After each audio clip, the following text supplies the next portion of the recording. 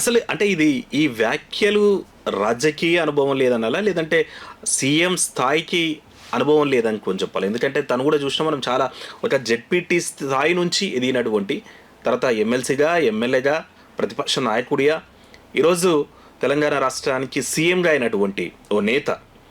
అంటే జనరల్ మనం కామన్ కూడా ఓ పరిభాష ఉంటుంది, కామన్ పీపుల్ కూడా ఏంటంటే నీవు కష్టాల్లో ఉన్నా నష్టాల్లో ఉన్నా ఆ మాట బయటికి తెలిస్తే అట్లీస్ట్ నువ్వు మంచిగా ఉన్నా అని చెప్తే ఓ రూపాయి అప్పు పుడుతుంది. ఆల్రెడీ వీడు దివాలా తీసిండు, అప్పు పుట్టిందంటే ఇంకా దివాలా అసలు రూపాయి ఇచ్చేటోడు కూడా ఇవ్వడు.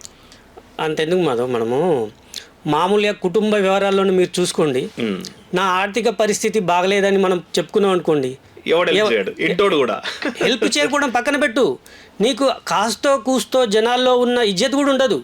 ఎవరు నువ్వంటే ఎవరు విలువివ్వరు. నువ్వు దారిపోంటే వెళ్తుంటే ఎవరైనా అంతకుముందు విష్ చేసే వాళ్ళు కూడా వీడెక్కడ నన్ను డబ్బులు అడుగుతారో అని చెప్పేసి పక్కకెళ్ళి మొహన్ చాటేసుకొని వెళ్ళిపోయే పరిస్థితి ఉంటుంది. కామన్ పీపులే మెంటాలిటీ అలా ఉన్నప్పుడు, ఒక సీఎంగా నువ్వు ఉన్నప్పుడు నీ భాషలో ఎంత హుందాతనం ఉండాలి.